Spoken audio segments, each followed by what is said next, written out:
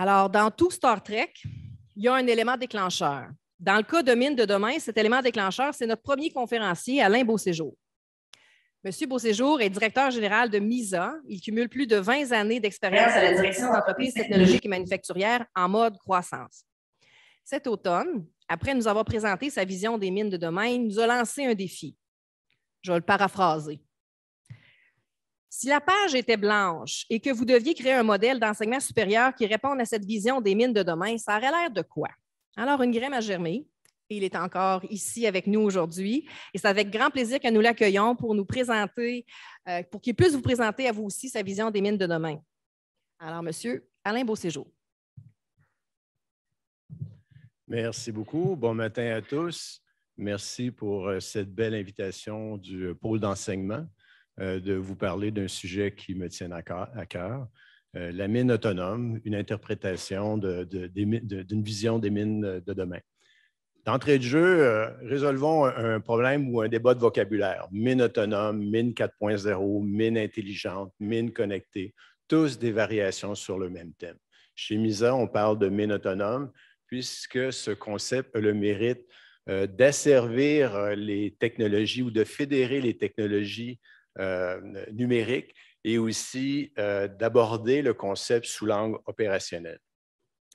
Donc, le pôle d'excellence minier du groupe MISA. Vous connaissez un peu notre organisme.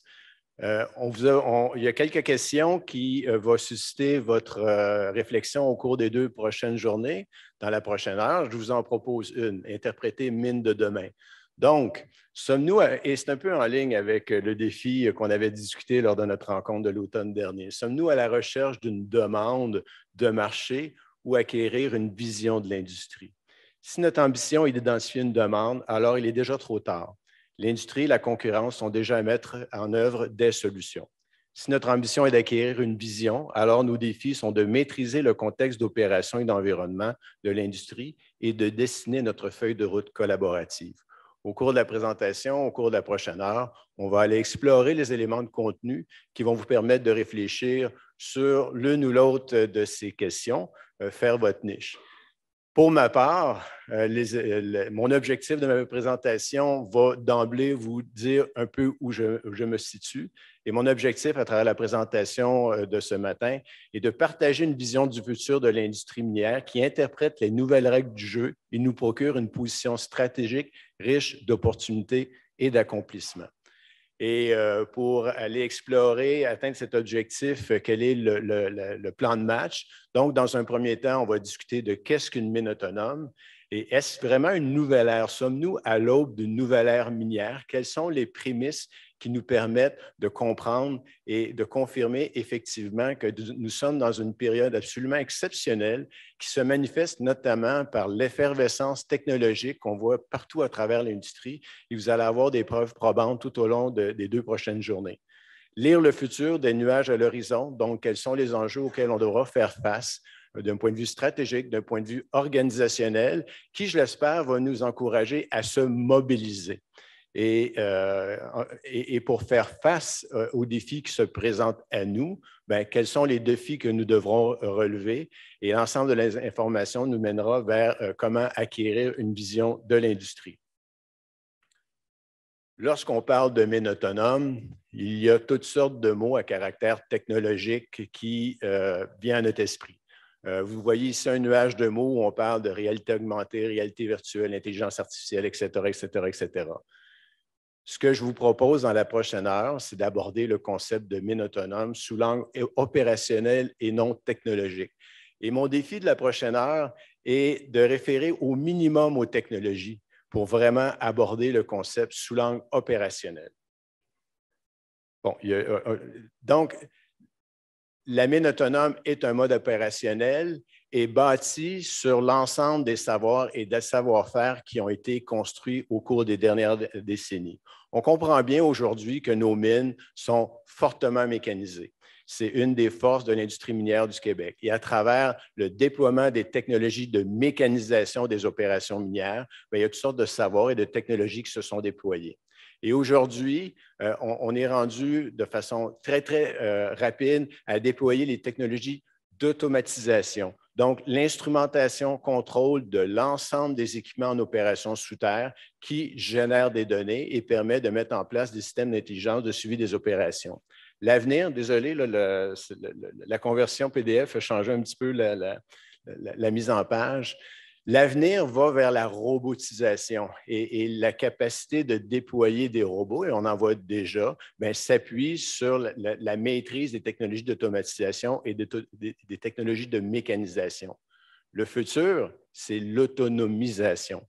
Et d'entrée de jeu, vous faites déjà une différence entre l'automatisation et l'autonomisation. Et on va explorer cet aspect-là tout au long de la présentation. Il ne s'agit pas de mots synonymes. Le passage d'un mode opératoire à l'autre va se faire par palier. Et on va être capable, effectivement, de progresser vers un nouveau palier au fur et à mesure que nous allons maîtriser le savoir et les technologies propres à chacun des modes opératoires. J'en ai déjà nommé dans la diapo précédente. Ils sont ici de façon figurée, de façon sommaire. Donc, la mécanisation, évidemment, reliée aux technologies moteurs, l'hydraulique, etc., des choses qui sont de notre quotidien aujourd'hui, on n'en parle même plus. L'automatisation, donc les technologies d'optique, l'électronique, l'informatique qui se déploient très rapidement depuis plusieurs années. L'avenir va vers la robotisation, les objets connectés, on va en parler dans les prochaines minutes, et éventuellement avec l'autonomisation des opérations minières, les technologies d'intelligence artificielle, de réalité augmentée et de réalité virtuelle. Chaque mode opératoire va se construire sur les acquis du mode opératoire précédent. Et c'est la raison pour laquelle ce que vous allez voir dans les visites virtuelles ou industrielles des deux prochains jours, vous allez voir dès maintenant des pièces du puzzle qui vont mener progressivement au cours des 10-15 prochaines années vers l'autonomisation toujours plus poussée des opérations minières. Au moment où on se parle, à travers l'effervescence technologique qui a cours dans l'industrie depuis 2-3 ans, les pièces du puzzle sont en place. Les preuves de concept sont en train de se déployer, d'être validées pour accélérer le passage d'un palier à un autre. Donc, en situant l'autonomisation comme un mode opératoire et par rapport au mode de robotisation, d'automatisation et de mécanisation, on acquiert une compréhension intuitive de ce qu'est la mine autonome. Une mine autonome fait quoi concrètement?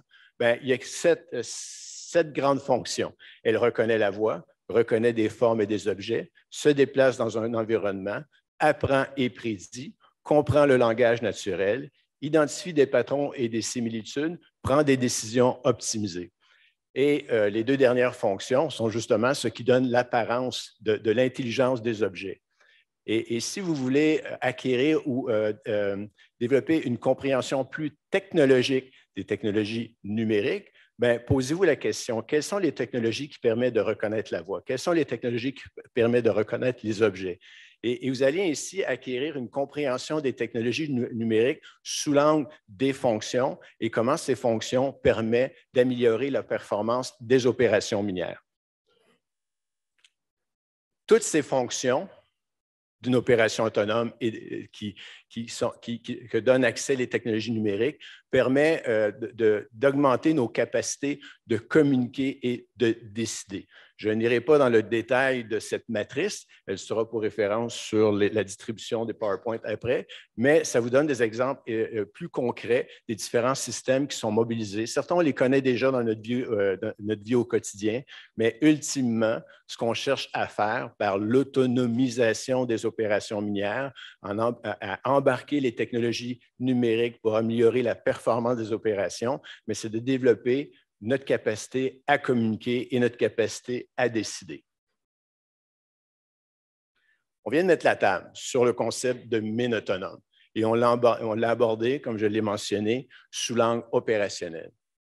Maintenant, est-ce que la mine autonome ou la mine connectée ou la mine intelligence est l'aube d'une nouvelle ère minière? Quelles sont les prémices qui nous permettent de figurer qu'il y a un avant et un après. Il y a 4 prémices, il y en a d'autres, mais 4 principales sur lesquelles on va bâtir notre argumentaire et notre raisonnement au cours de la prochaine heure.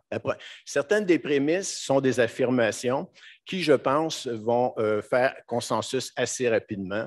Certaines des prémices sont des éléments factuels qui ont été réalisés au cours des dernières années au sein de l'industrie. La première, les données sont l'or virtuel du futur. Les données composent le fil d'Ariane à suivre pour œuvrer à l'intérieur d'un univers numérique. On le sait, on le dit, les données, c'est important, mais encore faut-il maîtriser la gestion des données. Je vais revenir sur ce sujet un peu plus loin pour aller plus loin sur cette affirmation-là. Les technologies numériques mangent les données au petit déjeuner et les données valorisées donnent l'apparence des objets d'intelligence aux objets. Donc, l'importance des données, vous allez le constater tout au long de la présentation, c'est le fil d'Ariane de mon argumentaire de cette présentation. Ma deuxième prémisse, les technologies de transport des données sont matures. Et là, on est dans les éléments factuels. Je salue l'équipe de Min & Co Eagle-Laronde qui est ici présente et ils ont commencé à travailler sur le concept de la technologie LTE, qui est une technologie de transport des données, en 2016 environ.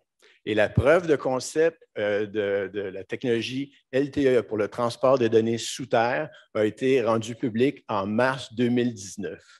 Vous n'avez pas idée à quel point cette réalisation, réalisée par une équipe de gens d'ici de l'Abitibi, a créé une onde de choc. Pas juste dans l'industrie minière du Québec, ça a été mondial. Instantanément, les gens ont compris que l'enjeu du transport des données pour les opérations minières souterraines est un enjeu technologique résolu. Et aujourd'hui, chaque minière est en train de faire ses choix. Il y a différentes technologies de transport des données, Liquifeeder, Wi-Fi encore, mais la preuve de concept LTE réalisée par l'équipe Laronde d'Agnico Eagle a vraiment ouvert les esprits et frappé l'imaginaire. Et aujourd'hui, plusieurs mines s'attaquent à ce défi. Un autre exemple, le concept de mine connectée, Mine-Raglan, que vous le savez, est situé dans le nord du Québec, qui effectivement mobilise et investit pour déployer des technologies de transport des données qui vont lui permettre de valoriser les données. Donc, depuis 2019, c'est une prémisse qui augure une nouvelle façon d'opérer une mine.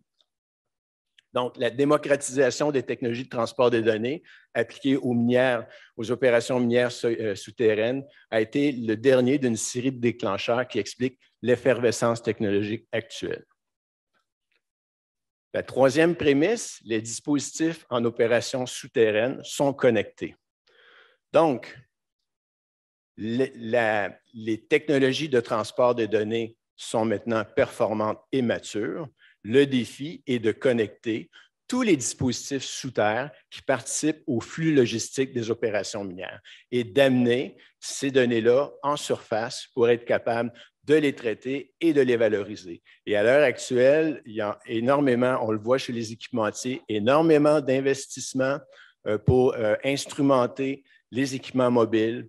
Il y a beaucoup d'investissements qui se font pour embarquer, instrumenter les équipements actuellement en opération. Donc, c'est encore une fois un domaine où il y a beaucoup d'investissements, il y a énormément d'effervescence et ça augure aussi un nouveau modèle d'affaires. Le produit vendu comme un service, je vais en reparler.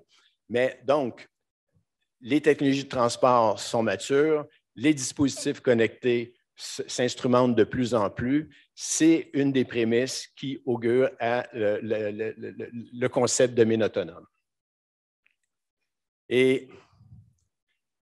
ce qui se passe sous terre a déjà été réalisé dans les opérations de surface. Et ce n'est pas parce qu'on est en retard, c'est parce que les opérations de surface, l'enjeu des technologies de transport des données est résolu depuis une quinzaine d'années. Donc, le déclencheur qui a amené à l'effervescence technologique, notamment la preuve de concept réalisée par l'équipe d'Agnico Eagle en 2019, les opérations de surface l'ont réalisé il y a plus de 15 ans, alors que le transport des données soulevait des défis beaucoup moins grands que ce qui a été accompli ici pour atteindre le même résultat. Mais c'est intéressant parce qu'on peut, en observant ce qui se passe dans les opérations minières de surface, il ne faut pas en arriver à la conclusion qu'on est en retard, mais on peut apprendre de la feuille de route, du cheminement qu'ils ont suivi pour effectivement déployer les technologies numériques au sein de leurs opérations. Et on le voit depuis 2000, Komatsu, fournisseur d'équipements technologiques et services essentiels pour l'industrie manufacturière, où l'ensemble de leurs dispositifs sont connectés depuis 2000. Depuis 2014, ABB avec les systèmes de ventilation sur demande. IMDEX au niveau de l'exploration, donc de l'instrumentation contrôle dans les outils de fond-trou qui permettent de générer des données en temps réel sur les opérations de forage. Et les équipementiers se préparent à cette avenue-là, en surface, mais aussi sous terre. Lorsque vous voyez ces images, qu'est-ce que vous voyez? Quel est le nouveau paradigme?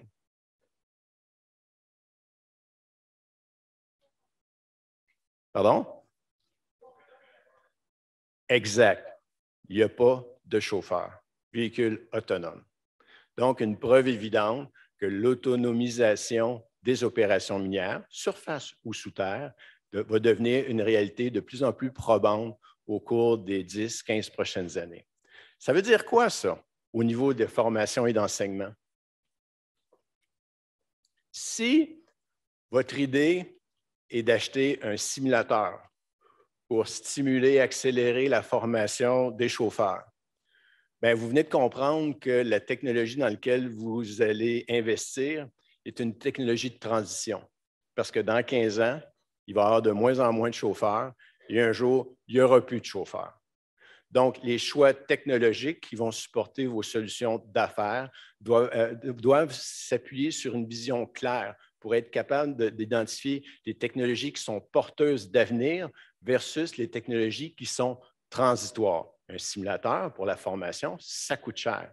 Et si sa durée de vie est limitée, assurez-vous que le retour sur l'investissement est suffisant pour justifier vos investissements, justement. Que faire? Sommes-nous en retard? Je l'ai déjà mentionné, la réponse est non. Nous ne sommes pas en retard d'un point de vue du développement des opérations autonomes. C'est que nous avons accéléré et démontré les preuves de concept des technologies pierre angulaire des opérations autonomes. Et comme je l'ai mentionné, la multiplication des objets connectés sous terre, que ce soit des humains, que ce soit des actifs fixes comme un ventilateur, comme une pompe ou un actif mobile, bien, va amener aussi une nouvelle offre de service, une nouvelle façon de servir l'industrie. Et c'est ce qu'on appelle l'offre de fonctionnalité, le produit vendu comme un service. Et le produit vendu comme un service change complètement la donne concurrentielle. Et le cercle que vous voyez présentement vous donne une indication que le narratif d'une offre de fonctionnalité est totalement différent du narratif d'une offre traditionnelle. Bon, par exemple, une offre traditionnelle, on comprend bien que c'est le produit, le prix, la livraison, la garantie, le service après-vente. Avec l'offre de fonctionnalité, le produit comme un service, s'ajoute le service après-vente à un niveau technique beaucoup plus sophistiqué. Le service conseil, parce que l'ingénierie est embarquée dans le produit. Des services de proximité pour effectivement être en mesure d'intervenir rapidement en cas de non-conformité ou de bris de maintenance. L'intégration de services. L'offre de fonctionnalité change complètement la donne, change le narratif, change la relation client. Et ce modèle d'affaires-là, on va le voir apparaître de plus en plus au sein d'industries. Et parfois même dans des applications très traditionnelles. Regardez les exemples qui sont présentement affichés. Maîtrise, gestion des projets en performance énergétique, solution utilisateur, payeur en performance énergétique. ILTI, avec son approche on-track, fabricant d'outils, un secteur traditionnel qui s'occupe de la gestion de flottes d'outils en service. Donc, la minière ou le donneur d'ordre n'est plus propriétaire de sa flotte d'outils. C'est complètement sous-traité, c'est déployé comme un service et ce modèle d'affaires-là se déploie. Kaiser Compressor, un fabricant de compresseurs d'air qui vend son air as a service. De façon plus spécifique, comment le narratif de l'offre de fonctionnalité va changer? Prenons des exemples d'équipements qu'on connaît bien, les pompes. Donc, une pompe connectée change le narratif de la proposition de valeur. On ne vend plus des pompes, mais on vend des mètres cubes pompés. Les ventilateurs, on ne vend plus l'équipement ventilateur, on vend des CFM conditionnés. Même chose pour les compresseurs, on a vu l'exemple. Et il y a de multiples avantages pour l'industrie de migrer rapidement vers l'offre de fonctionnalité. Premièrement, ça change complètement le ratio CAPEX-OPEX. On comprend que la minière, n'étant plus propriétaire des équipements, n'a plus à investir dans ses inventaires et ses actifs-là. Elle paye un service et s'assure de la performance du service. La minière réduit son risque financier et réduit son risque opérationnel, puisque le risque opérationnel est sous-traité, en même temps que le service, à l'équipementier qui offre l'objet connecté. La grande conséquence, c'est que l'offre de service, l'offre de fonctionnalité va mener à un plus grand niveau de sous-traitance. Les équipementiers intégrateurs en mesure d'offrir des offres de fonctionnalité, donc de déployer des objets connectés au cœur des opérations de leurs clients, font équipe avec leurs clients pour maintenir les standards de productivité des opérations minières. Donc, c'est ce qui change la relation client et c'est ce qui va avoir un impact profond sur les enjeux concurrentiels. Un équipementier intégrateur en mesure de déployer une offre de service de fonctionnalité au sein de l'industrie minière acquiert une position concurrentielle pratiquement indélogeable. Il fait partie de l'équipe avec son client. Et encore une fois, un rappel, qu'est-ce qu'un objet connecté permet de faire? Bien, il reconnaît la voix, reconnaît des formes des objets, se déplace dans un environnement, apprend et prédit, etc. Mais si je suis un équipementier qui offre une offre de fonctionnalité et qui déploie mes objets connectés comme une pompe connectée dans les opérations de mes clients, ça veut dire que je suis capable d'identifier des patrons, des similitudes et prendre des décisions optimisées avant que la non-qualité ou le bris de maintenance arrive. Donc, c'est l'effet Big Brother. Je suis au fait de tout ce qui se passe chez mon client et maintenance prédictive aidant, je suis capable de prédire ce qui va arriver chez mon client avant que l'événement survienne. Encore une fois, un argumentaire qui démontre la profonde mutation de la relation client pour tout équipementier intégrateur qui seront en mesure de déployer des offres de fonctionnalité. Chez Misa, on n'est pas en reste. Je me permets une petite plug du commanditaire. On a effectivement un parcours qu'on appelle Vortex qu'on propose aux équipementiers québécois afin de déployer 20 offres de fonctionnalités d'équipements connectés promues par des PME québécoises de la filière minérale du Québec. Donc, il faut réagir, il faut se mobiliser et très rapidement parce qu'à l'heure actuelle, les enjeux concurrentiels sont en train de se cristalliser. Au point de vue concurrentiel, je vous dirais que les modèles d'affaires qui vont être gagnants vont commencer à… il y a toutes sortes d'essais-erreurs de modèles d'affaires qui vont se déployer dans les 24 prochains mois. D'ici 3 à 5 ans, les modèles gagnants vont être connus et accélérer leur déploiement dans l'industrie. Je vous dirais que l'équivalent de l'effervescence technologique auquel on assiste présentement au sein de l'industrie minière est peut-être la bulle web qu'on a connue au début des années 2000. Vous vous souvenez, les plus vieux d'entre nous se souviennent qu'à l'époque, une nouvelle start-up nous proposait une nouvelle formule de service sur l'accès aux livres, à la musique, aux films ou des solutions plus structurantes comme les différents réseaux sociaux. Aujourd'hui, on sait que les gagnants de cette bulle web sont Google, Facebook, etc. Mais à l'époque, ce n'était pas évident. Et à chaque mois, chaque trimestre, une nouvelle formule arrivait sur le marché. Regardez iTunes, Apple avec sa version iTunes. Lorsque c'est arrivé, accès à une bibliothèque absolument phénoménale pour quoi? 1 $ la chanson. Ça semblait imbattable. Pourtant, Spotify est arrivé. Et à l'espace d'un trimestre, iTunes est disparu de la carte. Ce genre de bouleversement concurrentiel, on va le voir apparaître au sein de l'industrie minière. Les équipementiers intégrateurs québécois, mondiaux, sont en train de peaufiner leurs propositions de valeur, valider leurs performances, et les formules qui vont être gagnantes vont commencer à apparaître et prendre leur place d'ici 3 à 5 ans maximum. Quatrième prémisse, les données sont disponibles, il faut maintenant les valoriser, une évidence. Donc, l'implantation progressive de centres de contrôle en surface des opérations minières souterraines est le levier plus probant de valorisation des données d'opération. Mais c'est la pointe de l'iceberg.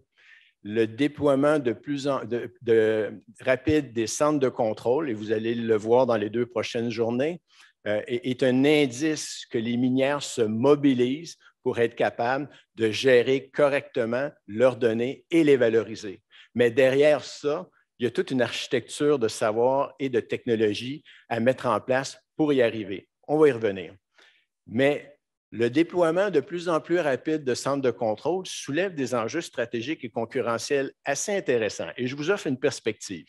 Bien, avant tout, bon, regardons les exemples concrets chez certains de nos, encore une fois, Agnico Eagle, qui, dans leur plan de match, Agnico Eagle, et contredisez-moi si je me trompe, a fait un acte de foi sur la pertinence stratégique de la valorisation des données et investit massivement pour être capable de développer leur modèle d'affaires.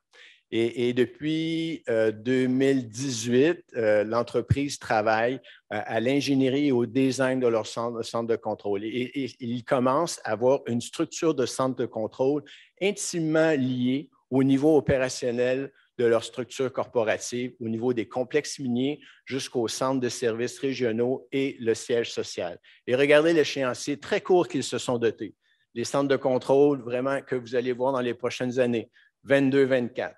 La centralisation des données à des centres plus régionaux, 24-25, et monter ça vers leur corporatif pour ultimement arriver au déploiement complet de la solution de centre de contrôle et la capacité de suivre en temps réel, court, les opérations minières à partir de centres de contrôle va se faire d'ici les 7 prochaines années.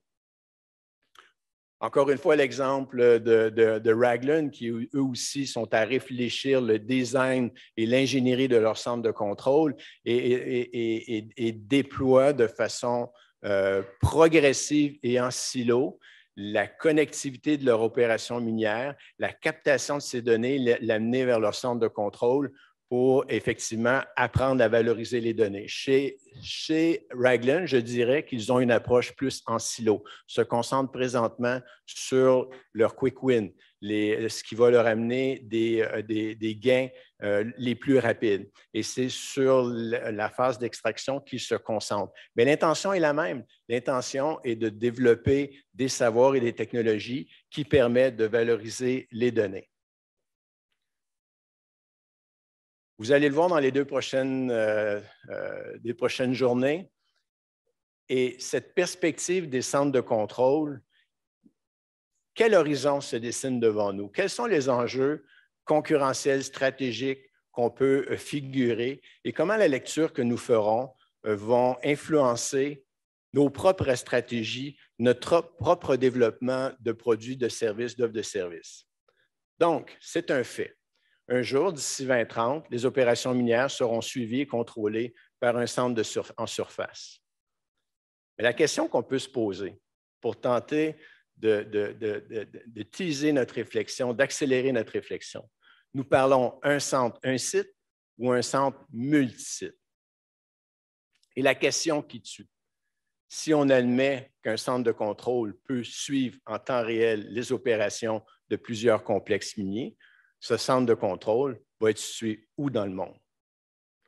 Et là, vous commencez à comprendre que le déploiement des technologies de centre de contrôle va changer énormément de choses. Allons explorer cette idée-là. Donc, si un centre de contrôle en surface peut suivre les opérations souterraines d'un complexe minier, nous devons envisager que ce centre sera assez puissant pour contrôler les opérations de plusieurs complexes.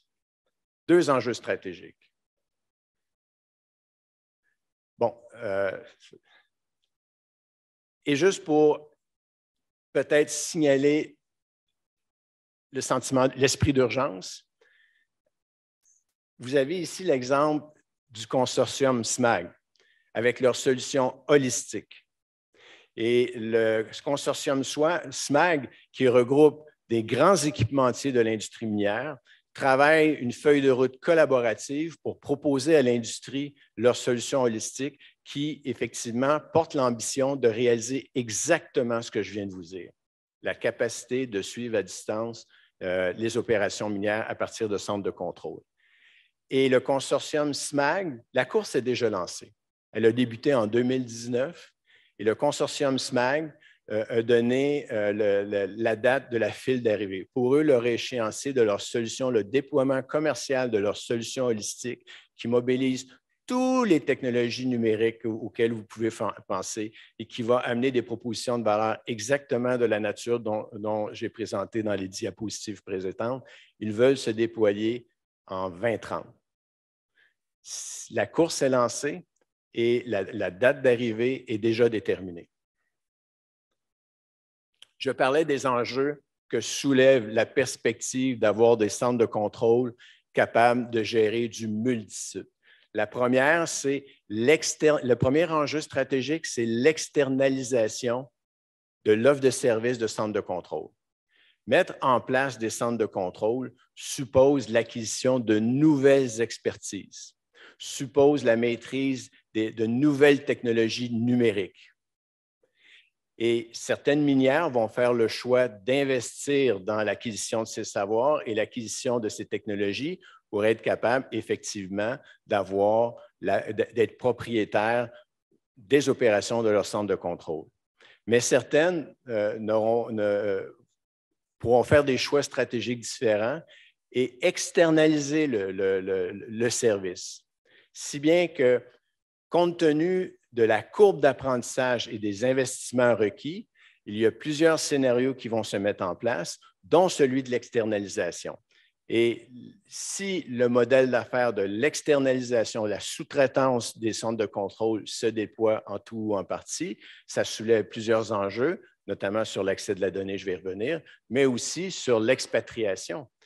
Le consortium SMAG, vous avez vu le profil des corporations qui composaient le consortium et qui sont appuyées à hauteur de 100 millions par le gouvernement suédois, ont les moyens de leur ambition. Ils vont avoir aussi les moyens de déployer des propositions de valeur en mesure de répondre aux sociétés minières qui ne relèveront pas le défi de la courbe d'apprentissage des technologies des centres de contrôle. Mais ces centres de contrôle-là, à ce moment-là, vont appartenir à qui? Aux opérateurs miniers, propriétaires des processus d'opération, ou aux équipementiers, propriétaires des équipements connectés. Et ça soulève plusieurs enjeux, ça va soulever plusieurs défis qu'on va voir un petit peu plus loin. Alors, que faire? Comment réagir à cette perspective-là qui va changer la donne sur la vitesse de déploiement des opérations autonomes, mais aussi sur l'ensemble des propositions de valeur qui vont permettre d'opérer une mine en mode autonome. Et ce qu'il faut faire effectivement pour se positionner par rapport à la concurrence et aux enjeux qu'on vient d'identifier, c'est de développer nous-mêmes des propositions de valeur qui vont être capables, notamment, pas exclusivement, mais notamment, amener des propositions de valeur sur la sécurité des opérations, l'interopérabilité, la cybersécurité et l'entreposage des mégadonnées. Pour réussir à ébaucher une proposition de valeur, nous avons 4 défis à relever. Le premier est une évidence. On va aller plus loin que l'évidence, maîtriser la gestion de données. On le sait, les données, c'est important, mais il faut aller plus loin que dire que les données, c'est important, que c'est l'or virtuel du futur. Il faut maîtriser ces savoirs associés à la science des données. Qu'est-ce qu'une donnée? On l'a vu dans les diapositives précédentes. Les données sont émises par des dispositifs connectés, que ce soit des humains, des équipements mobiles, des équipements fixes, de l'inventaire, le kitting, tout ce qui régit le flux logistique souterrain est susceptible de générer des données. Et faire l'instrumentation, contrôle des dispositifs sous terre, aujourd'hui, c'est de l'ingénierie de détail. Il n'y a plus de défi d'innovation. faire l'instrumentation contrôle d'un équipement mobile, vous faites le tour et très rapidement, le cahier d'ingénierie pour faire des rétrofits sur les équipements se fait très rapidement. Les dispositifs connectés sont dans un contexte opérationnel. Ils sont à l'intérieur de processus d'opération régis par des indicateurs de performance. Les indicateurs de performance sont aussi une source d'émission de données. Une fois qu'on a identifié d'où proviennent les données, on peut les caractériser, les ordonner. Et chez MISA, lorsqu'on fait une analyse de gestion de données, on regroupe les données en 4 grandes catégories. Les données d'état, l'état de l'équipement. Est-ce qu'il est en santé? Est-ce qu'il est opérationnel? Est-ce qu'il est productif? Les données de productivité, l'équipement s'insère dans un processus d'opération qui sert à atteindre des indicateurs de performance. Donc, est-ce que son opération va lui permettre effectivement d'atteindre les standards de productivité régis par le processus d'opération? Données de sécurité, incontournable évidemment. L'équipement connecté est dans un environnement. Il interface avec d'autres dispositifs, des équipements avec des humains. Donc, une gestion rigoureuse des données de sécurité sont primordiales au sein de l'industrie. Je vous dirais qu'il n'y a pas une société minière qui va déployer une technologie d'autonomisation sans avoir un contrôle, une assurance quasi absolue pas un risque zéro, mais parce que devant l'inconnu, l'incertitude, on ne peut pas, mais avec un risque pratiquement zéro. Données de géolocalisation, évidemment, hyper important pour, encore une fois, modéliser les flux logistiques sous terre. On continue. On sait d'où nos données proviennent. On les a mis dans leur contexte opérationnel. On les a regroupées pour commencer à les interpréter. Il faut aussi gérer la qualité. Il y a 6 grandes qualités associées à une gestion de données et c'est un incontournable important et un grand défi parce que les opérations vont nécessairement gérer rapidement une masse de données phénoménale, mais encore faut-il que la gestion de la qualité de la donnée soit acquise. Une fois qu'on a ces préalables, à ce moment-là, on peut effectivement amorcer la gestion de la donnée. Et vous avez ici la chaîne de valeur de la gestion de données qui regroupe, qui est composée de 3 grands blocs. La première, on les a vus, les dispositifs connectés et les processus d'opération qui sont la base de l'intelligence opérationnelle minière. On va voir cet élément-là plus tard. Souvent, lorsqu'on parle de la gestion des données, on a une approche TI des données. Et c'est là qu'on se dit, OK, comment on les capture, comment on les transporte? Défis technologiques résolus depuis mars 2019. Comment on les valide, comment on les entrepose, comment on bâtit notre architecture de nomenclature des données pour être capable de gérer la qualité, comment on les sécurise, évidemment. Donc là, on est vraiment dans l'aspect TI de gestion de données. Et après ça, le 3e bloc qu'on voit en bas du schéma, c'est l'intelligence, comment effectivement, une fois nos données entreposées et de qualité gérée, on peut commencer leur interprétation. À ce moment-là, comment on convertit une donnée en information? Et après ça, comment l'information, on la convertit en une décision? Cette chaîne de valeur-là regroupe l'ensemble des savoirs et des technologies, des compétences requises pour une gestion des données selon les meilleures pratiques. Et c'est une autre grille qui peut vous aider effectivement à comprendre le potentiel de chaque technologie numérique. Donc, si je veux capturer une donnée, quelles sont les technologies numériques qui me permettent de le faire? Si je veux la transporter, on en a amplement parlé, quelles sont les technologies qui me permettent de le faire? Mais encore une fois, vous avez une grille opérationnelle qui vous permet de comprendre le potentiel d'une technologie numérique. Le défi numéro 2, donc, on maîtrise la gestion des données, on est en mesure de les valoriser. Et le défi numéro 2, c'est d'assurer l'accès aux données. Et vous devinez que le défi, la perspective concurrentielle que je vous ai mentionnée un peu plus tôt sur un centre de contrôle multisite soulève des enjeux sur l'accès aux données. Et une simple référence à la chaîne de valeur où effectivement, là où je me réfère à la section de droite du schéma, là où va s'entreposer les données.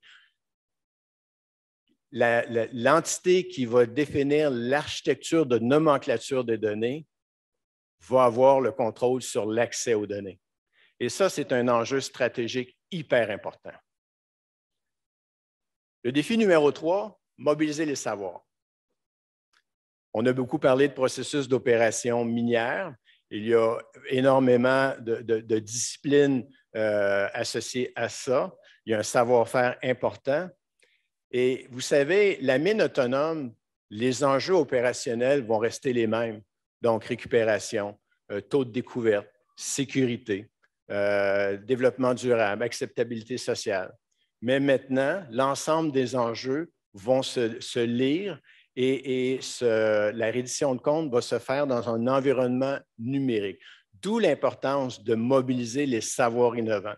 Et depuis quelques années, on voit des nouveaux profils apparaître dans l'industrie, associés à la science des données, à l'informatique, etc. Mais ces gens-là doivent comprendre le métier de l'opérateur minier. Il est donc impératif de savoir traduire le métier d'un opérateur minier pour le rendre intelligible au savoir innovant et leur permettre ainsi de déployer leur savoir-faire au bénéfice des opérations minières. Si le savoir minier n'est pas intelligible et traduit pour les savoirs innovants, bien, le risque, c'est d'être asservi aux technologies. Les technologies ne serviront plus les impératifs opérationnels de la société minière. Et comment faire ça? Comment on rend le savoir minier compréhensible au langage des savoirs innovants? Bien, c'est rendre le tacite explicite. Et c'est là que, chez Mison, on parle de l'intelligence opérationnelle minière. Et comment on fait ça? Bien, c'est par la cartographie et la modélisation des processus d'opération. Est-ce que Yann est avec nous ou il est à distance? À distance. Bon, bien, je le salue. C'est drôle. Yann est un des premiers opérateurs miniers à qui j'ai vu s'atteler à la tâche de la modélisation des processus d'opération en 2015-2016. Et il mobilisait ses équipes avec un grand mur blanc et là, il collait des post-it sur les murs. Une journée de ce travail, un mur immense était rempli de post-it. Mais l'idée était là, c'est qu'il fallait comprendre nos processus, marcher nos processus, les modéliser pour être capable de les codifier. Aujourd'hui, en 2023, il existait déjà, mais maintenant, il commence à se déployer dans l'industrie minière des solutions pour codifier l'ensemble des processus d'opération selon un même standard de codification. Et ça, ce que ça fait, c'est qu'effectivement, ça rend intelligible le savoir et le savoir-faire minier au savoir innovant. C'est une approche génie industriel des opérations minières. L'ingénieur industriel devient le traducteur universel pour permettre aux savoirs innovants de déployer leur savoir-faire au sein de l'industrie et profiter ainsi du potentiel des technologies numériques. Une codification de processus fait quoi? Bien, ça se fait en 4 niveaux. Il y en a 3 ici représentés. Le premier, c'est pourquoi, vers quoi on a ce processus-là. Le niveau 2 qui fait quoi. Le niveau 2, c'est l'ensemble des instructions de travail et aires de décision, c'est le comment. Le niveau 4, c'est l'ensemble des documentations nécessaires au niveau 3. Évidemment, les avantages, je pense que je suis en terrain acquis ici sur la pertinence de codifier les savoirs et le savoir-faire, bien, ça va effectivement augmenter notre capacité à communiquer et à décider, ce qui est ultimement l'objectif de toute opération autonome. Et sans rentrer dans le détail, bien, une codification des savoirs permet des décisions de moins en moins basées sur l'intuition et de plus en plus basées sur des données tangibles ou une meilleure compréhension des processus et donc plus grande certitude dans la prise de décision, des choses qui, dans le milieu de l'enseignement, de l'éducation, vous maîtrisez bien. Évidemment, une fois qu'on a nos processus codifiés et qu'on comprend les données générées et qu'on comprend les exigences opérationnelles de chaque processus, bien, on se retrouve encore à trouver une nouvelle grille d'analyse opérationnelle qui nous permet de savoir Est-ce que mon processus, les tâches réalisées à l'intérieur de mon processus me permettraient de reconnaître la voix, reconnaître des formes, se déplacer dans un environnement, etc., etc., etc. Donc, encore une fois, la codification des processus qui ultimement permettent une cartographie complète du processus, de la chaîne de valeur d'un complexe minier est un préalable essentiel pour mesurer, identifier le potentiel des fonctions associées aux technologies numériques. Encore une fois, Misa n'est pas en reste. Avec le programme Mission Mine Autonome, nous avons l'ambition de cartographier plus de 125 processus et sous-processus dans une solution infonuagique PIX4 promue par ETS. Et ce travail va être complété d'ici le printemps 2023. Je ne sais pas si vous réalisez ce que ça veut dire. Cette bibliothèque infonuagique, c'est quelque chose qui va être unique au monde, qui va soulever de grands défis de maintenance et de mise à jour, mais c'est un problème auquel je vais m'attaquer au printemps prochain. Mais ce que ça veut dire, c'est que nous avons codifié, documenté l'ensemble des processus d'opération qui éventuellement se déclinent sur l'ensemble des tâches réalisées par les opérateurs miniers avec l'ensemble de la documentation, les évidences qu'un opérateur doit compléter dans son day-to-day pour démontrer qu'il a accompli sa tâche et que sa tâche s'insère dans un processus performant contrôlé. C'est une matière première absolument phénoménale pour penser les programmes d'enseignement du futur. Et comment va évoluer cette bibliothèque infonuagique de processus d'opération minière va vous donner autant d'indications sur les besoins de formation ad hoc, mais surtout, quels sont les besoins futurs d'enseignement? Comment on forme la prochaine génération d'opérateurs miniers? Le quatrième défi, cela est super intéressant. Maîtriser une nouvelle façon de penser, de concevoir et faire. Bon, vous ne serez pas surpris, la valorisation des données, c'est mobiliser les sciences de données, ces méthodes techniques, en particulier l'intelligence artificielle. Vous avez un schéma ici qui situe les différentes techniques de la science des données, les unes par rapport aux autres, mais mon propos n'est pas d'aller explorer cet élément-là, c'est de voir comment l'intelligence artificielle amène une autre façon de penser, de voir et d'agir. Et on a un exemple d'actualité avec ChatGTP qui est apparu cette semaine. C'est phénoménal comme ça va changer la donne. Et l'analyse qu'on va faire dans les prochaines diapos, je l'espère, va alimenter votre réflexion sur les impacts incontournables de cette application et qu'on va voir se multiplier au cours des prochaines années. Avant d'interpréter cette nouvelle façon de voir et de penser, établissons une différence entre l'algorithme informatique des programmes usuels et ce qu'on appelle l'algorithme neuronal qui est associé à l'intelligence artificielle. Donc, l'algorithme informatique établit des règles, des instructions et opérations définies par l'humain, réalisées dans un ordre précis sur des données afin de produire un résultat. Donc, on a un programmeur qui monte un algorithme qui définit des règles, des instructions et des opérations. L'algorithme neuronal apprend les règles, instructions et opérations à l'aide d'un algorithme d'entraînement. Par la suite, l'introduction de jeux de données valide le bois des synapses des différents réseaux neuronaux pour trouver le modèle optimal. Bon, définition compliquée, mais tirons une conclusion. C'est que l'algorithme neuronal introduit une nouvelle façon d'apprendre. Dans l'algorithme informatique, on a des données. On gère la qualité des données, on bâtit un modèle et on a un résultat. Si on n'est pas satisfait du résultat, bien, il faut revoir le modèle et on revisite notre algorithme avec tous les délais que ça génère. Dans l'algorithme neuronal, on a toujours nos données et des mégadonnées. On définit un résultat et on laisse l'algorithme neuronal trouver le modèle. Ce qui veut dire que si je veux avoir des résultats plus optimisés, je n'ai qu'à le définir, ce qui se définit en termes opérationnels, et on laisse l'algorithme neuronal trouver le modèle optimisé. Le déclencheur de l'apprentissage va être totalement différent. Et ça change la donne. ChatGTP introduit un nouvel univers, mais dites-vous que chaque question que vous lui posez présentement, un résultat, lui permet de raffiner son modèle. Et on a vu dans l'actualité qu'il y a toutes sortes de précautions. Ils disent « Ah oui, mais ça ne remplace pas telle chose, telle chose. » Non, non. Il est en train d'apprendre de plus en plus. Et nous participons à son apprentissage en lui demandant, en lui posant des questions, qui est un résultat pour raffiner toujours plus ses modèles. Donc, il y a un nouveau mode d'apprentissage qui va se déployer de plus en plus rapidement avec l'apparition de solutions basées sur l'intelligence artificielle. Et ça, qu'est-ce que ça veut dire? Il y a une grande conclusion à tirer de ça. Avec l'algorithme neuronal, la vitesse d'apprentissage sera toujours plus rapide que la vitesse de rattrapage.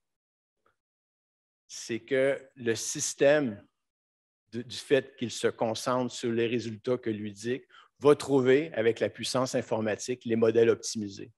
Et l'apprentissage que vous avez fait pour vous rendre à ce niveau-là, une fois qu'une entreprise s'est positionnée sur ce marché-là, elle ne peut plus être rattrapée parce que sa vitesse d'apprentissage qui s'appuie sur la puissance informatique va toujours être plus rapide que votre vitesse à passer à travers la courbe d'apprentissage des technologies nécessaires et requises mobilisées pour arriver à ce même niveau-là. Donc, conclusion, on a un avantage à être les premiers. Et si vous êtes d'accord avec cette affirmation-là, à ce moment-là, reposons-nous la question. Sommes-nous à la recherche d'une demande industrielle ou on est à la recherche d'une vision? D'où l'importance d'acquérir cette vision-là. Parce que cette vision-là va nous donner l'avantage du premier intrant, la chance de s'introduire le premier sur un marché, que ce soit un équipementier, un intégrateur ou même dans le domaine de l'enseignement. Et c'est cette vision-là qui, dans l'effervescence technologique de cette nouvelle ère minière, va vous permettre de vous positionner de façon concurrentielle et de façon gagnante pour l'avenir. J'arrive à ma conclusion. Évidemment, je ne voudrais pas vous laisser en plan comme ça, avec un doute, une angoisse. Il y a une recette. Il y a une recette qu'on peut appliquer pour effectivement réfléchir notre position. Donc, comment concevoir notre recette? Rappel sur les prérequis d'une vision de l'industrie. Ce qu'on a vu, la fameuse première question que je vous ai posée d'entrée de jeu. Acquérir une compréhension fine des contextes d'opération et d'environnement. D'où l'importance tout au long de la présentation sur laquelle j'ai mis l'emphase, c'est-à-dire de comprendre les processus d'opération et le contexte d'opération d'une minière. Et dessiner notre feuille de route collaborative. Comment on la dessine? Ce qu'on sait, il faut réunir nos ingrédients. Et les ingrédients, le fil d'Ariane, sont la donnée. Le défi sont la valorisation des données. Les données proviennent des dispositifs connectés. Les dispositifs connectés sont dans un contexte opérationnel et le processus d'opération est dans un environnement spécifique. Chaque processus d'opération génère des tâches, donc est régi par un indicateur de performance. Ce sont nos ingrédients de notre recette. Il faut maîtriser ça, il faut les comprendre. D'où l'importance de comprendre la gestion des données, où elles sont émises, comment on va bâtir, comment on gère la qualité, comment on va les caractériser, comment on va contrôler l'architecture de nomenclature des données. Ce sont les ingrédients de notre recette. Ensuite, vous réunissez votre matériel. Les données sont accessibles et mutualisées. J'ai déjà soulevé l'important défi de l'accès aux données qui un jour va se retrouver entreposé quelque part dans le monde. Et l'accès aux données n'est pas juste le fait de pouvoir éventuellement les utiliser pour les traiter et les traduire en information et les traduire en décision. Il y a aussi un grand défi de mutualisation des données d'opération minière. Il n'y aura pas une mine autonome Agnico, une mine autonome AmGold, une mine autonome Glencore. Il va y avoir une base de données, de mégadonnées mutualisées qui va bâtir des algorithmes assez puissants pour être performants selon les standards des opérations minières et garantir la sécurité des opérations. Il n'y aura pas, je me sers de vous parce que je vous ai sous la main, il n'y aura pas de mine autonome Agnico, de même titre qu'il n'y aura pas de véhicules autonomes GM, de véhicules autonomes Toyota, etc., etc. Il y a une mutualisation des données qui va donner accès aux mégadonnées et qui vont permettre de bâtir des algorithmes assez puissants pour garantir la sécurité des opérations ou, dans le cas d'un véhicule autonome, la sécurité du déplacement des personnes. Donc, nos ingrédients, notre matériel sont les données qu'on a entreposées, sur lesquelles on a contrôlé l'architecture de nomenclature pour être en mesure de contrôler la qualité et garantir la sécurité des données. Ces données-là, on maîtrise le contexte opérationnel parce qu'on a codifié les processus d'opération. Nous aurons bientôt une bibliothèque infonuagique de 125 processus codifiés selon un standard international. Et on est capable de les contextualiser et gérer la qualité par une architecture de nomenclature des données. Ce sont nos ingrédients pour notre recette. Après ça, on commence à cuisiner chaque dispositif, chaque indicateur de performance de processus. Comment on peut augmenter la fonction de reconnaissance de la voix, la fonction de reconnaissance des formes et des objets. Comment on peut améliorer la sécurité associée au déplacement dans un environnement. Comment on apprend et prédit, etc., etc., etc. Donc, on a bâti notre intelligence opérationnelle ici, minière, à travers les ingrédients que j'ai mentionnés à la diapositive précédente. Et à l'aide de cette grille-là, à l'aide de ce matériel-là, on est capable d'interroger les technologies numériques pour voir est-ce que je suis capable d'augmenter la performance, la puissance des fonctions associées à une mine autonome. Ça demande énormément de réflexion et tout un parcours. Mais la recette est simple si on se donne la peine. Et tout ça va nous amener vers une vision puissante. Et c'est ma conclusion. Suivre cette recette va nous amener sur une vision qui s'inspire d'une intention stratégique, bâtie sur notre maîtrise de l'intelligence opérationnelle minière, qui asservit les technologies numériques à son contexte opérationnel et d'environnement. Cette vision nous mènera vers une destination riche d'opportunités et d'accomplissements. Merci de votre attention. OK. Bonjour, Alexandre Nana, coordonnateur de Éléments 08. Merci Alain, toujours intéressant puis instructif. Moi, c'est une petite question de curiosité. J'ai vu un peu au niveau industriel comment ça évolue. On a regardé ça et je me demandais, est-ce qu'au niveau légal, ça évolue de la même façon? Parce que s'il faut se préparer, quand tu disais que où est-ce que ça va être le centre de contrôle et aussi l'équipementier, c'est un service qu'il fournit, fait que l'imputabilité, c'est à qui s'il y a une situation. Fait que c'est lui qui gère, mais la minière, elle a la mine, mais les équipements, c'est l'autre. En tout cas, est-ce que légalement aussi, ils sont en train d'avancer avec pour pouvoir vraiment décider qui fait quoi ou bien qui sera responsable de quoi? Je vais répondre directement à ta question. Je n'ai pas la réponse affirmative à ta question, mais ton interrogation est tout à fait pertinente. Les contrats d'approvisionnement, au fur et à mesure que les offres de fonctionnalité vont se déployer, donc le risque opérationnel associé, par exemple, au pompage des eaux va être transféré du donneur d'ordre vers l'équipementier. Bien, les contrats d'approvisionnement vont devoir être ajustés en conséquence. Il va devoir effectivement, si je suis en bris de service, j'ai un équipement connecté qui tombe en bris et que mon programme de maintenance préventive, aussi robuste soit-il grâce à la collecte des données, ne m'a pris au dépourvu, bien, la minière, le client, est en bris de service et est en droit d'obtenir une compensation.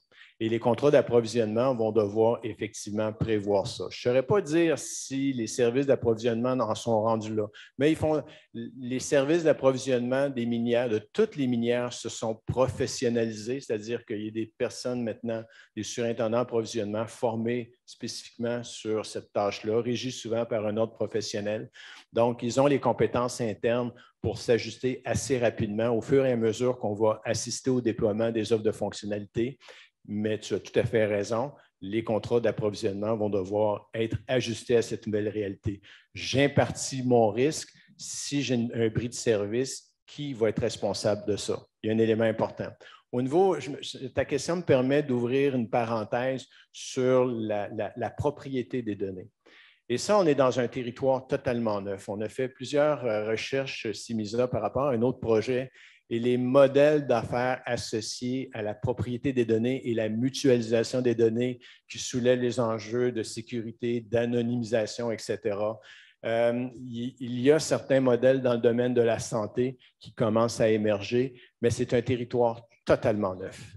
Et un jour, si on parle de mutualisation des données au sein de l'industrie minière, qui est un préalable incontournable pour accélérer, pour passer plus rapidement à travers la courbe d'apprentissage des technologies associées notamment à l'intelligence artificielle, va falloir se rendre là. Et le modèle d'affaires n'existe nulle part dans le monde. On va le faire au Québec. On a une question à distance. Je la lis ou je l'entends? Je vais vous la dicter. C'est de la part de Mylène Richard du Cégep de Sept-Îles. Doit-on avoir peur de l'impact de cette mine intelligente sur la main-d'œuvre en région puisqu'elle tout semblera externalisée?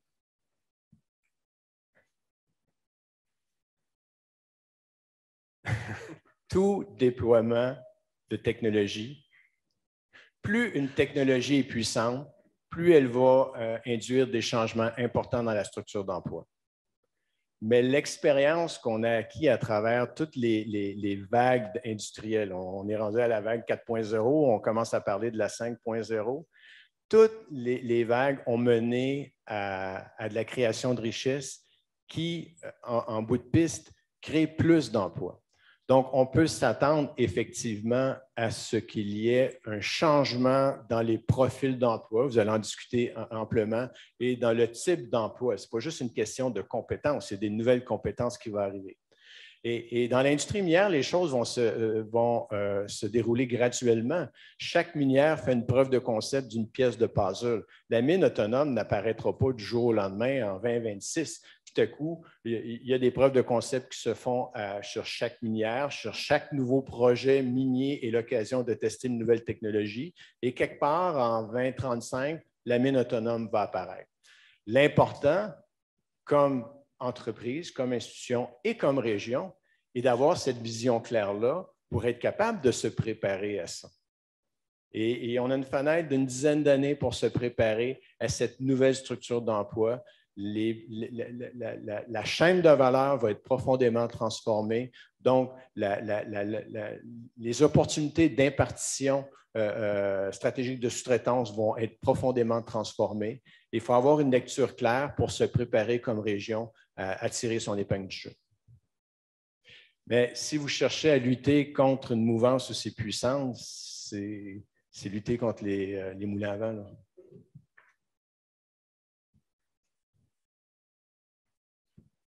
Moi, j'en aurais une question.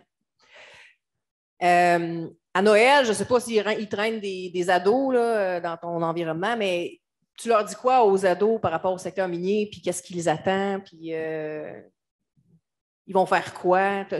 C'est quoi, toi, ton discours? Là, tu as la vision là, de l'industrie, puis tout ça, mais dans ta gang, là? Ouais, c'est intéressant parce que j'ai cru voir Michel Gilbert à distance, et je vous raconte une histoire où en 2015-2016, Michel et moi avons pris notre bâton de pèlerin pour marcher les corridors de l'École Polytechnique Montréal et l'ETS, où on tentait d'intéresser les professeurs de ces institutions-là et leurs étudiants à l'industrie minière. Et c'est incroyable, ce à quoi on est arrivé. C'est l'industrie minière, qu'est-ce que vous voulez qu'on aille faire là? Eux autres se destinent aux manufacturiers, à l'aérospatiale, mais jamais dans leur plan de carrière, ils avaient envisagé faire carrière au sein de l'industrie minière. Et on n'a pas lâché depuis 2016 qu'on fait la promotion, puis on implante toutes sortes de programmes. Il nous permet de mobiliser plusieurs professeurs et leurs étudiants. Et les défis sont phénoménaux parce que je leur dirais que l'industrie minière, la culture de l'industrie minière du Québec est profondément ancrée dans sa volonté de réussir. C'est une industrie qui joue pour gagner. C'est une industrie aussi qui se mobilise pour dépasser tous les standards de performance. Et c'est une industrie qui a les moyens de ses ambitions. Donc, ça fait un environnement de travail super intéressant. Et depuis 2018, on va entendre parler d'ESG cet après-midi. C'est toute une mouvance qui a cours depuis 2005-2006 où les équipes d'environnement minier se sont déployées. Aujourd'hui, c'est encore plus élaboré avec le développement durable et les critères ESG. Mais les équipes de direction et les équipes des complexes miniers sont des équipes très diversifiées en termes de compétences de savoir. Donc, c'est un environnement riche et diversifié, un melting pot de compétences avec toutes les autres qualités que je vous ai mentionnées. Donc, ça te fait un environnement exaltant. Il y a des carrières absolument exceptionnelles à réaliser. Et déjà en 2016, c'est ce qu'on disait aux jeunes. Non, l'industrie, c'est pas au pic. Déjà, en 2016, on n'est pas au pic papel. Oubliez ça, là. Et ce vers quoi on s'en va, l'application plus ou moins étendue du concept de mine autonome, l'autonomisation des opérations minières va créer des environnements de travail avec des défis exaltants. On va avoir des nouveaux talents. On a toute une gang en numérique là, je ne sais pas si sont en état de choc là, après une première présentation sur la mine autonome. Non, vous avez plein de concepts que vous reconnaissez. Alors, merci beaucoup pour cette conférence. Alors, je vous invite maintenant à alimenter les chantiers, donc à répondre aux 3 questions à partir d'un questionnaire qui, on va afficher le code QR à l'écran. Vous l'avez aussi sur les tables. Donc, premièrement, 3 mots que vous inspire cette conférence-là. Alors, pour faciliter le regroupement, là, utilisez des noms communs au singulier. Ensuite de ça, un élément qui vous apparaît important à communiquer à un jeune qui pourrait le surprendre ou l'intéresser.